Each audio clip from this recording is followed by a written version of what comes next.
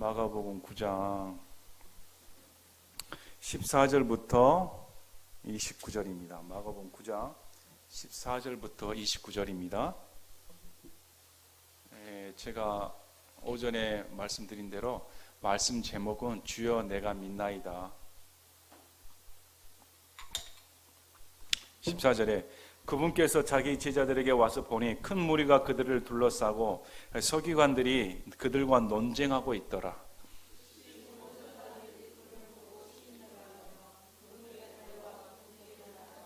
그분께서 서기관들에게 물으시되 너희가 그들과 무엇을 논쟁하느냐 하시니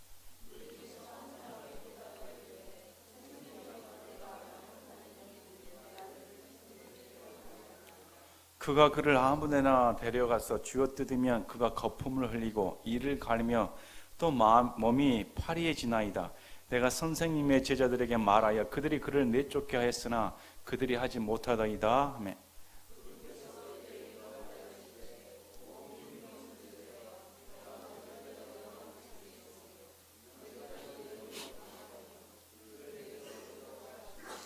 그들이 그를 그분께 데려오매 그분께서 그를 볼 때에 즉시 그 영이 그를 쥐어뜯음으로 그가 땅에 쓰러져 뒹굴며 거품을 흘리더라.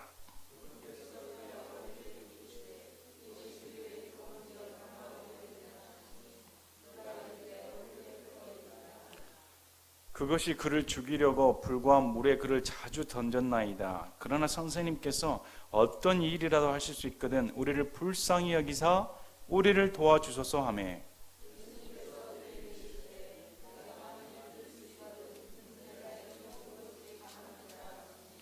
즉시 그 아이의 아버지가 부르짖고 눈물을 흘리며 이르되 주여 내가 믿나이다. 나의 믿지 아니함을 도와주소서 하더라.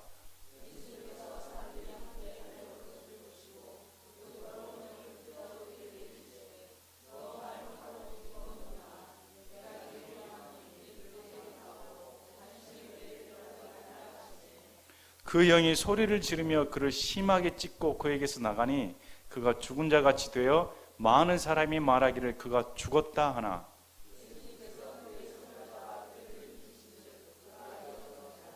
그분께서 집에 들어가시니 그분의 제자들이 그분께 은밀히 여쭙되 어찌하여 우리는 그를 내쫓지 못하였나이까 하매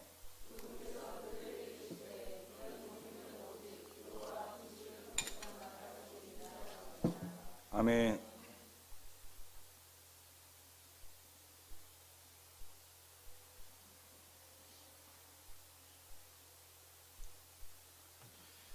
마가복음 9장 14절에서 29절까지 주여 내가 믿나이다 말씀으로 함께 은혜 받고자 합니다.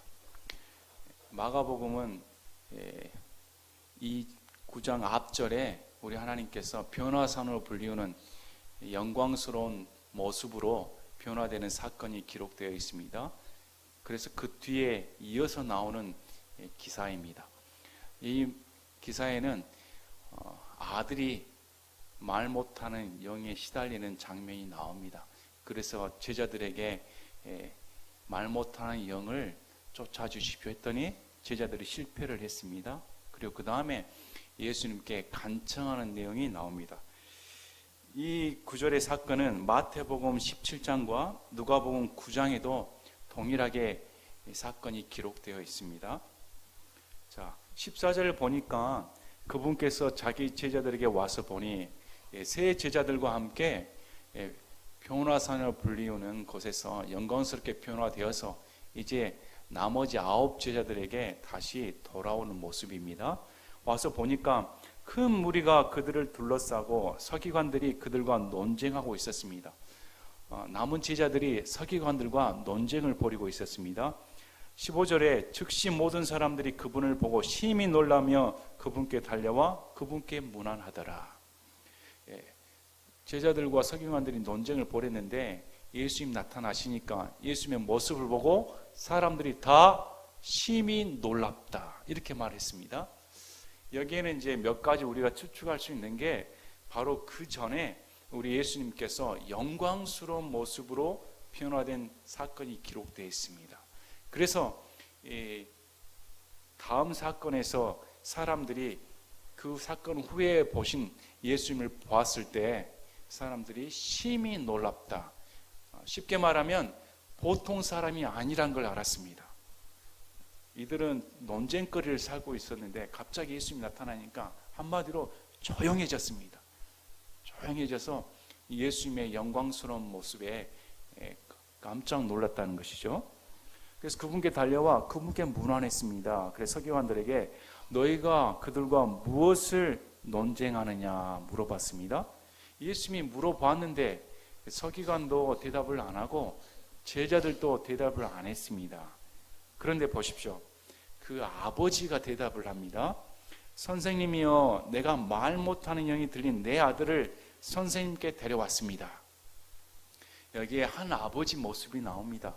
이 한 아버지에게는 아들이 있었는데 그 아들이 말 못하는 영에 들렸다. 누가복음 9장 38절에 보면 이렇게 나옵니다.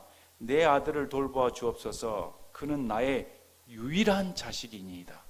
그래서 이 아버지에게는 그 아들이 유일한 독자였습니다. 다른 자녀들이 있는 게 아니고 하나뿐인 자녀이지요.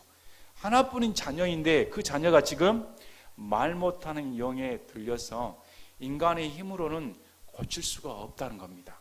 그래서 이 자식을 데리고 선생님께 왔습니다. 이렇게 말합니다. 그래서 형편이 어떻게 됐냐면 그가 그를 아무데나 데려가서 쥐어뜯으면 그가 거품을 흘리고 이를 갈며 또 몸이 파리해지나이다. 아들이면 그리고 독자인데 얼마나 귀하게 컸겠습니까? 그런데 이 아버지의 아픔이 아들이 이 영이 시달려서 이 영이 어느 때고든 간에 아무데나 데리고 와서 쥐어뜯고 거품을 흘리게 하고 힘들게 했다는 것이죠. 도울 방책이 없이. 아마 여기 자녀를 두신 분들 계실 겁니다. 자녀의 아픔을 느끼면 차라리 내가 아프고 말지, 이런 것이 부모의 심정입니다. 그런데 아들을 둔 이 아비의 심정이 어떠했겠습니까? 속수무책으로 영에 시달린 아들을 볼 때 어찌할 도리가 없었죠. 그래서 이 아들을 데리고 선생님의 제자들에게 말하여 그들이 그를 내쫓게 하였으나 그들이 하지 못하다이다. 선생님의 제자들에게 부탁했습니다. 근데 제자들이 내쫓질 못하였습니다. 자, 이 아버지는 한 가지 다 희망이 있었습니다. 예수님의 제자들이 능력이 있다고 본 것이죠. 예수님께서 더러운 영을 내쫓으시고 병든 자를 고치심을 보았을 때 그의 가르침을 받은 제자들도 능히 이 문제를 해결할 수 있다고 생각했습니다. 그래서 이 아들을 데리고 제자들에게 지푸라기로 잡는 그 심정으로 데려왔을 겁니다. 그런데 제자들이 감당을 못했다는 것입니다. 어찌하면 좋습니까? 했더니 우리 예수님께서 오 믿음이 없는 세대여, 내가 언제까지 너희와 함께 있으리요? 언제까지 너희를 용납하리요? 그를 내게로 데려오라. 예수님께서는 다른 문제를 본 게 아닙니다. 예수님은 인생의 문제를 볼 때 믿음이 없는 세대여, 이렇게 말씀합니다. 지금 한 아비의 고통이 있고 그의 아들의 병에 시달리는 고통이 있습니다. 이 모든 고통 가운데 우리 예수님께서 향하신 말씀은 믿음이 없는 세대여, 이렇게 말씀합니다. 우리 예수님이 살아계시고 예수님이 직접 계심에도 불구하고 예수님의 가르침을 받은 그 제자들도 예수님의 능력을 발휘하지 못했을 때 우리 예수님이 하신 말씀이 언제까지 내가 너희를 용납하겠느냐, 데려오라, 이렇게 말했습니다. 그래서 그들이 그를 그분께 데려오매 그분께서 그를 볼 때 즉시 그 영이 그를 쥐어뜯음으로 그가 땅에 쓰러져 뒹굴며 거품을 흘리더라. 아마 예수님께 나오기 전에는 겉으로 보기에는 온전한 사람인 듯이 보였습니다. 그런데 이 아들이 데려왔을 때 그 속에 있는 영이 예수님을 보자마자 바로 쥐어뜯고 땅에 쓰러져 뒹굴며 거품을 흘렸습니다. 과거에는 이런 환자들을 많이 보게 되었습니다. 여러분 보신 적 있습니까? 간질에 시달린 사람들 보죠. 얼마나 안타깝습니까? 본인은 기억도 못하는 경우가 많습니다. 그런데 지금 간질 발작 증세를 일으킨 겁니다. 그 영이 예수님을 대한 순간 이렇게 사탄은 예수님께 순종하려고 하지 않습니다. 예수님께 나와 순수히 물러가려고 하지 않습니다. 철저히 인생을 파멸시키고자 하는 것이죠. 예수님과 대면했어도 지금 이 아들을 더 심각한 상황에 이르도록 쥐어뜯고 거품을 흘리며 발작 증상을 일으키게 했습니다. 근데 우리 예수님이 이런 형편을 보고 지금 바로 나서질 않습니다. 예수님이라면 바로 거기서 진정을 시키고 바로 영을 내쫓으시고 기적을 베푸시면 될 텐데 지금 우리 예수님은 아들을 그렇게 다루질 않습니다. 우리 예수님 누굴 다루십니까? 그 아버지를 다룹니다. 우리 예수님은 다루실 때, 인격을 다루실 때 우리 예수님의 목표는 지금 믿음입니다. 순간적으로 아들을 고치실 것이 목적이 아니고 아버지의 상황, 아버지의 형편, 아버지의 인생에 우리 예수님이 깊이 관여하는 걸 보입니다. 그래서 아버지에게 물어본 것이죠. 우리 예수님이 이 아들의 상태를 모르겠습니까? 언제 악한 영이 들려갔는지 어떠한 상황인지 우리 예수님은 다 알고 계십니다. 그럼에도 아버지로부터의 예수님께 향한 동감을 얻기 위해 아버지를 인격적으로 다루십니다. 그래서 그의 아버지에게 물으시되 이것이 그에게 들어온 지 얼마나 오래 되었느냐. 이 말씀은 예수님께서 들어온 지 오래 된다는 걸 다 알고 계셨습니다. 자, 그럼에도 아버지에게 믿음이 있는가 물어보시는 겁니다. 그래서 그 아버지가 어떻게 말하냐면 그가 이르되 어릴 때부터입니다. 지금보다 훨씬 전인 어릴 때부터 그 영이 들어와서 우리 아들을 괴롭힙니다. 그것이 그를 죽이려고 불과 물에 그를 자주 던졌습니다. 우리가 쉽게 생각할 수 있습니다. 아버지가 그 아들을 위해 얼마나 노력을 했을까요? 지금 같으면 여러 병원을 수차례 전전긍긍했을 겁니다. 이곳에서 고친다면 얼마를 주고서라도 대가를 지불하고 달려갔을 겁니다. 하나밖에 없는 유일한 독자니까. 또 저쪽 지역에서 유능한 의사가 있다면 또 달려갔을 겁니다. 그런데 그냥 병이 아니고 죽이려고 했다는 겁니다. 하나밖에 없는 아들이 죽음에 처하는 광경을 보는 아버지의 심정이 어떻겠습니까? 마태복음 17장 14절에서는 이 아버지가 어떻게 나오냐면 우리 예수님 앞에 나와 무릎을 꿇었다고 나옵니다. 무릎을 꿇고 이르매. 우리 예수님께 나온 자는 반드시 무릎을 꿇어야 됩니다. 우리 예수님은 우리 인생의 경배의 대상이시며 주님이시기 때문에 우리 예수님께 나오는 자는 다 겸손히 무릎을 꿇어야 됩니다. 간청함이 있어야 되죠. 그래서 간청함이 있기 때문에 그 아비의 심정이 무릎을 꿇고 제 말을 좀 들어주십시오. 그래서 어떻게 간구하냐면 선생님께서 어떤 일이라도 하실 수 있거든 우리를 불쌍히 여기사 우리를 도와주소서. 이 아버지의 믿음은 온전한 믿음이 아닙니다. 이 아버지의 믿음은 예수님을 주님이라 부르지 않습니다. 선생님이라 부릅니다. 선생님은 능력이 있으신 것 같습니다. 제가 보았을 때.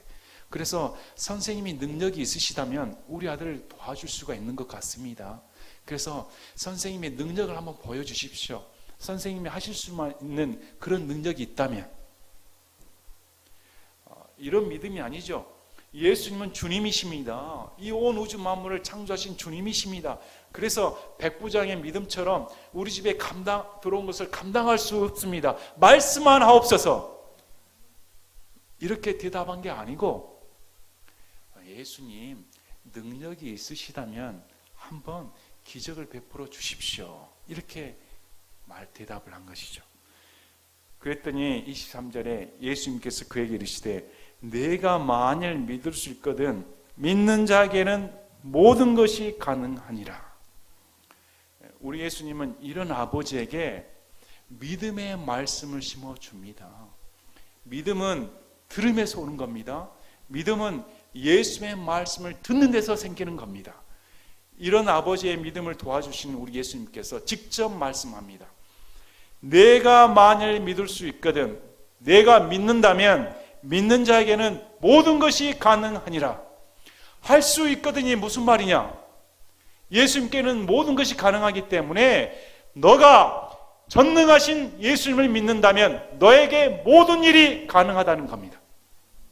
네 눈에 보기에 지금 너의 아이가 어려서부터 부정한 영에 시달려 죽을 것 같이, 못 고칠 것 같이 보이지만 전능하신 하나님을 믿는다면 너에게 아이가 고침받는 것은 쉬운 일이라는 겁니다.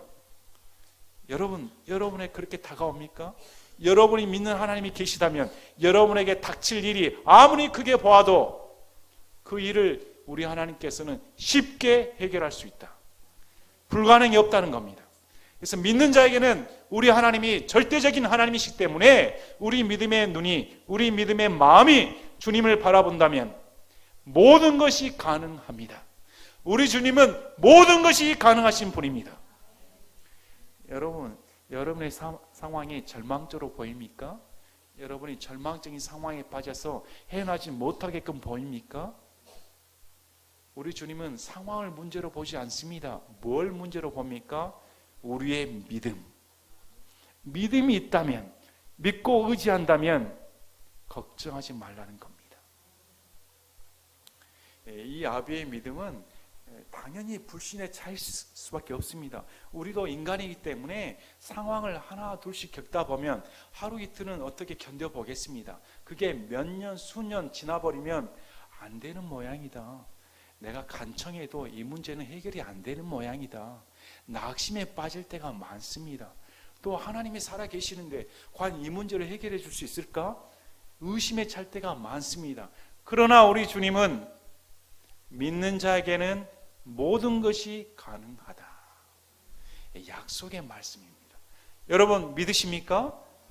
여러분 우리 예수님의 말씀이 지금 여러분에게 들려오시는 겁니까? 그래서 보십시오. 즉시 그 아이의 아비가 부르짖고 눈물을 흘리며 이르되 주여 내가 믿나이다. 나의 믿지 아니함을 도와주소서 하더라. 예수님이 하신 말씀을 이 아버지가 붙들었습니다. 맞습니다. 당신은 선생님이 아닙니다. 세상을 가르치는 그런 선생님이 아닙니다. 당신은 주님이십니다. 모든 것이 가능한 하나님이십니다. 그래서 이 아비가 어떻게 나옵니까? 부르짖고 눈물을 흘리며 기도의 자세가 나옵니다. 말씀을 듣고 믿음이 들어간 사람은 구원을 얻기 위해 이렇게 기도해야 됩니다. 여러분 구원을 얻기 위해서는 기도해야 됩니다. 기도 없이 구원받는 사람 없습니다. 기도를 통해서만이 말씀이 역사하여 구원을 받는 것입니다. 아이가 태어났습니다. 아이가 태어나자마자 하는 일이 뭡니까? 웁니다. 울어. 우리 예찬 형제가 태어난 지 얼마 안 되셨습니다. 우리 예찬 형제가 태어난 지 얼마 안 됐지만 할 수 있는 게 있습니다. 엄마를 부를 때, 아빠를 부를 때 하는 일이 뭡니까? 유창하게 태어나자마자 엄마 이리 와보세요. 저 배설물이 묻었어요. 이렇게 말하는 아이 보셨습니까? 아빠 이리 와보세요. 저 어디 좀 데려다 주세요. 이런 아이 없죠? 태어나서 막 하는 일은 울부짖는다는 겁니다. 울부짖음이 없는 아이는 죽은 아이입니다. 우리가 다시 태어나서 하나님의 생명이 내 안에 들어와 구원받은 사람은 제일 먼저 할 수 있는 반응이 기도입니다. 기도는 누구나 할 수 있는 겁니다. 믿음으로 부르짖을 수 있는 겁니다. 그래서 구원받은 사람은 부르짖어 울어야 되는 겁니다. 아이가 유창하게 울부짖지 않아도 뭘 원하는지 부모들은 압니다. 그래, 애찬이가 똥을 쌌는갑다. 기저귀 갈아줘야지. 이래도 우네. 배가 고픈 모양이다. 또 먹여줘야지. 부모들은 아이의 울음소리만 들어도 뭘 하는지 다 알고 있습니다. 여러분, 기도는 이런 겁니다. 기도는 울어서 부르짖는 겁니다. 우리가 구원받은 사람인데 어떻게 울부짖지 않을 수 있습니까? 어떻게 눈물이 안 나올 수가 있습니까? 어떻게 두 손을 들고 바짝 엎드려 주님 살려주십시오 이렇게 외치지 않을 수가 있단 말입니까? 이 아버지의 마음을 아셔야 됩니다. 이 아버지는 아들을 살리기 위해서라면 주님이십니다. 나의 간절함이 여기 묻어 있습니다. 이 아들의 눈물을 봐주십시오. 저의 고통을 보십시오. 저는 슬피 울 수밖에 없습니다. 주님이 나를 도와주지 않는다면 저는 어찌할 수가 없습니다. 제발 내 기도에 응답해 주십시오. 기도는 이렇게 하는 겁니다. 간절함이 묻어나야 되는 것입니다. 그래서 자 보십시오. 그가 고백하는 게 주여 내가 믿습니다. 뭘 믿습니까? 이 아버지가 뭘 믿겠다는 겁니까? 우리는 믿는다 할 때 대상을 알아야 됩니다. 내가 믿습니다 할 때는 대상이 어떤 분이신가. 그래서 이 아버지의 눈에는 예수님이 이제야 하나님으로 보였습니다. 그분에게는 모든 것이 가능하다는 것을 저는 믿습니다. 또 주님이 말씀하시면 고침을 받는다는 걸 이제 믿습니다. 우리에게 이런 믿음이 있습니까? 우리의 상황을 극복시킬 만한, 우리의 어려운 처지를 회복시킬 만한, 또 나의 병든 마음, 나의 병든 가치관, 병든 생각, 우리의 가정의 문제, 모든 내 일상의 문제, 그것을 능히 해결하여 주실 수 있는 유일한 하나님인 그 예수님이 나는 믿고 의지합니다. 이렇게 말하실 수가 있습니까? 그래서 이 아버지는 예수님의 말씀을 붙잡고 주여 내가 믿습니다. 이렇게 나옵니다. 그런데 이 아버지의 믿음이 보통이 아닙니다.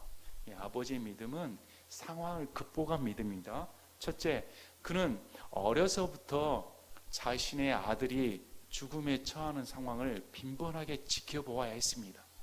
이런 절망적인 상황 가운데서도 아들의 형편을 보지 않고 예수님을 의뢰하였습니다. 자, 두 번째, 이 아버지는 제자들이라면 고침을 받겠다 하고 데리고 왔습니다. 그런데 제자들이 못 고쳐 버렸으니까 우리 같으면 어떤 생각을 품을까요? 그 선생의 그 제자 아닐까? 심히 낙담이 되었을 겁니다. 심히 불신이 생기고 예수님의 제자라도 못 고치니 예수님이라면 별 수 있겠냐, 이런 생각을 가졌을 겁니다. 그래도 그 상황을 극복하고 주님께 데려와 무릎을 꿇어 간청을 했습니다. 그런데 어떤 일이 벌어졌습니까? 그 아들이 예수님께 나와서 더 심해져 버렸습니다. 상황이 더 악화돼 버린 것이죠.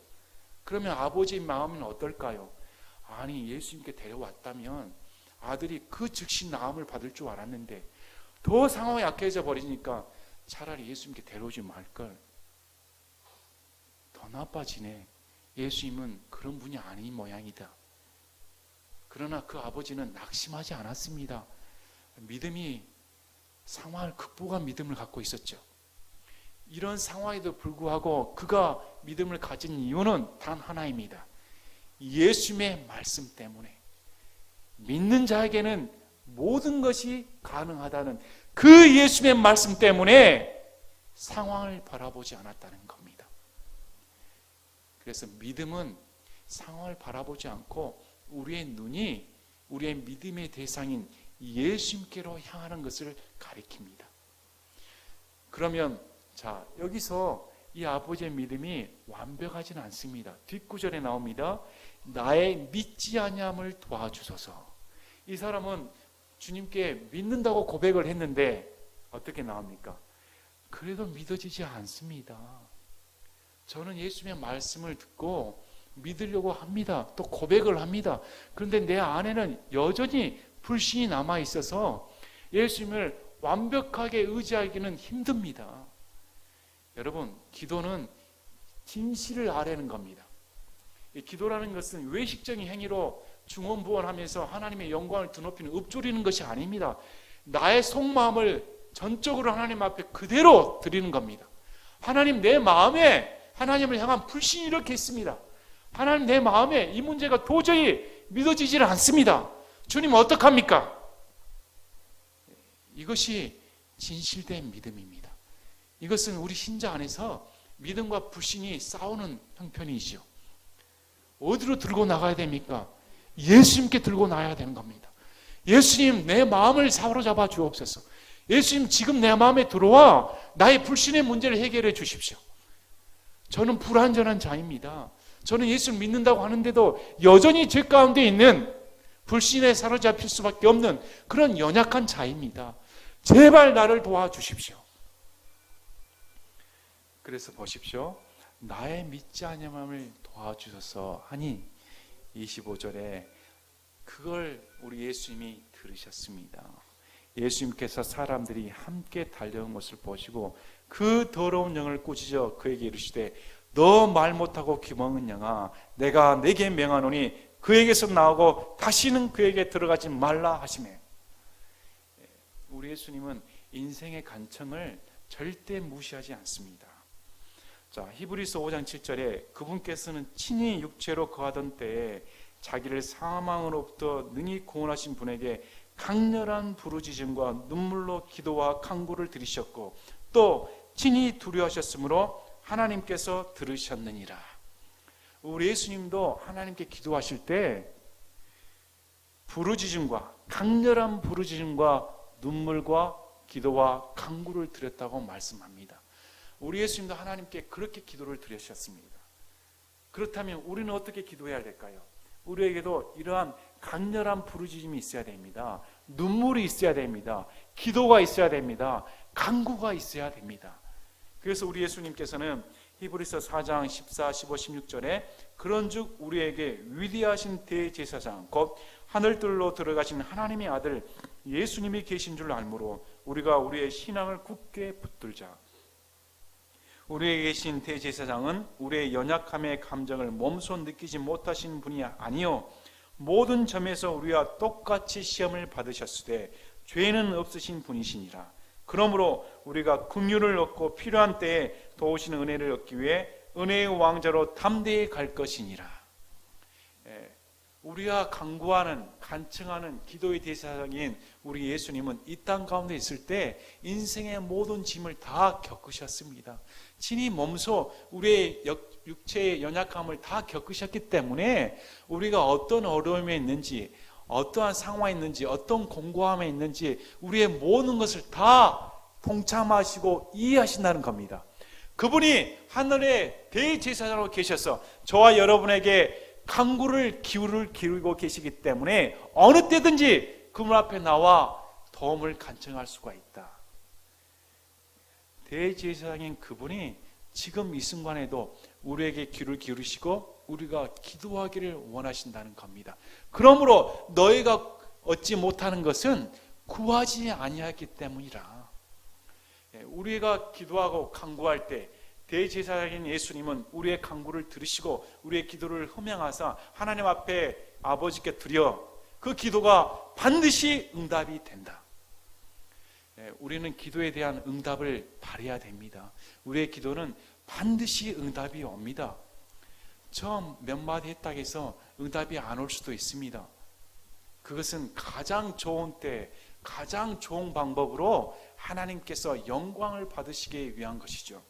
그래서 시편 50편 15절에 고난의 날에 나를 부르라 내가 너를 건지리니 내가 나를 영화롭게 하리라. 고난의 날에 우리는 하나님께 부르짖어야 됩니다. 그러면 우리 하나님께서 부르짖으시고 부르짖는 응답을 들으시고 어떻게 말씀하시냐면 부르짖는 너를 통해 내가 영광을 받겠다. 우리 하나님께 영광을 돌리고 싶지 않습니까? 우리 하나님께 영화롭게 하고 싶지 않습니까? 그러면 부르짖어 기도하시기 바랍니다. 자, 그 영이 소리를 지르며 그를 심하게 찢고 그에게서 나가니 그가 죽은 자같이 되어 많은 사람이 말하기를 그가 죽었다 하나. 이제 영이 나가자마자 그 아이가 쓰러져 버렸습니다. 그래서 달려온 무리들이 드디어 사고 쳤다. 야, 예수님 믿었더니 사고 쳤다. 이거 죽게 되었다. 죽었다. 이렇게 나갑니다. 자, 우리 예수님은 인생의 문제를 보시고 그 아비의 간구를 들으시사 그렇게 괴롭혔던 영을 단 한마디에 내쫓으시고 다시는 그에게 들어가지 말라 명하심으로 그 인생 가운데 다시는 그 영이 들어가지 못하게끔 하셨습니다. 우리 예수님은 인생을 고치시는 분이십니다. 여러분 우울하십니까? 여러분 마음의 상처를 받으셨습니까? 여러분 집안이 어렵습니까? 우리 인생의 문제를 고치실 수 있는 분은 우리의 유일한 구세주인 예수님 뿐이십니다. 예수님이 내 인생에 개입하시면 못 고칠 질병이 하나도 없습니다. 해결되지 아니할 문제가 하나도 없다는 겁니다. 그분이 주님이시기 때문에. 그래서 우리에게 그분이 나의 주님이라는 사실이 영광스러운 것입니다. 우리에게는 기도를 통해 기적을 체험한 성경의 기록들이 너무나 많습니다. 기도를 통해 홍해가 갈라져 버립니다. 기도를 통해 해가 멈춰 버립니다. 기도를 통해 죽은 자가 살아나 버립니다. 기도를 통해 수많은 병자들이 고침을 받습니다. 기도를 통해 수많은 영혼들이 예수님 앞에 구원을 받습니다. 우리가 기도하지 않는다는 것은 그만큼 손해입니다. 우리가 기도하지 않는다는 것은 지금 죽기로 작정하는 것입니다. 우리가 기도하지 않는다는 것은 하나님과 관계성을 끊는다는 연습을 하고 있는 것이죠. 우리가 살아있다면 울부짖으십시오. 울부짖어 기도하는 자가 살아있는 자입니다. 그래서 27절에 예수님께서 그의 손을 잡아 그를 일으키신즉 그가 일어서니라. 죽은 게 아니다. 새 생명을 부여했기 때문에 일으키자마자 벌떡 일어섭니다. 우리 예수님은 쓰러져 있는 우리, 죄와 사망 가운데 죽어져 있는 우리, 말씀으로 우리를 고치시고 일으키시는 분이십니다. 살리시는 분이십니다. 그래서 예수님의 음성을 듣는 자는 다 일으킴을 받게 되어 있습니다. 그분께서 집에 들어가시니 그분의 제자들이 그분께 은밀히 엽주되 어찌하여 우리는 그를 내쫓지 못하였나이까 하며 그분께서 그들에게 이르시되 이런 종류는 오직 기도와 금식을 통해서만 나갈 수 있느니라 하시니라. 우리 예수님이 어떻게 말씀합니까? 마귀가 제일 무서워하는 것은 기도와 금식이라는 겁니다. 마귀가 제일 두려워하는 것, 지옥의 털을 흔들어 버리는 것, 마귀의 권세를 파하는 것은 기도라고 성경은 말하고 있습니다. 우리가 그걸 안다면 우리의 눈이 띄어져서 지금 우리의 기도를 통해 마귀가 벌벌벌 떨고 있는 것을 현실적으로 체험할 수 있다면 아마 우리는 기도하지 않고 배길 수가 없을 겁니다. 또 마귀가 제일 좋아하는 것은 저와 여러분이 기도 안 하는 것입니다. 얼마나 마귀가 지금 박수치고 좋아할까요? 지금도 자고 있고 내일 또 자고 있고 늘상 혼자 자고 있는 성도들을 보면 박수치고 오냐 잘하고 있다. 기도를 통해서만이 마귀의 권세를 무찌를 수가 있습니다. 우리 교회가 살 것은 기도하는 것입니다. 우리 교회가 하나님의 권세를 덧입는 것은 기도하지 않고서는 안 되는 일입니다. 저는 우리 교회가 기도의 불로 훨훨 타올랐으면 좋겠습니다. 모든 사람들이 뜨거운 감정을 갖고 전능하신 하나님 앞에 나와 울부짖는 그런 성도들이 되었으면 합니다. 그래야 살아있는 성도들입니다. 그래야 마귀가 무서워하는 교회이지요. 우리 인생 가운데 이러한 울부짖음이 하나님께 대한 간절함이 사무친 성도들이 되시기를 바랍니다. 오늘 말씀을 통해 그 아버지의 믿음을 우리 예수님께서 복돋아 주시고 믿음이 없는 세대에 대한 예수님의 한탄의 소식을 듣습니다. 우리도 마찬가지입니다. 예수님 믿는다고 하지만 우리의 눈은, 우리의 육적인 감각은 세상에 접혀있기 때문에 항상 불신을 갖고 있고 항상 불평을 하며 하나님과 같이 동행한다 하면서 입에서 나오는 것은 원망이 쉽습니다. 그러나 그 아버지가 예수님의 말씀을 듣고 믿음을 붙잡고 예수님께 매달렸던 것처럼 우리의 마음이 오직 주님만을 향해 달려있다면 우리 주님은 히브리서 11장 6절 말씀을 통해 기뻐하신다. 믿음을 들고 나오는 자에게 기뻐하시고 그 믿음대로 갚아주신다. 우리가 이런 성경의 약속의 말씀을 듣고 우리 교회가 기도하는 교회, 믿음을 가진 교회, 하나님 앞에 나와 하나님만을 전적으로 의지하는 그런 교회가 되기를 원합니다. 제가 기도하고 마치겠습니다.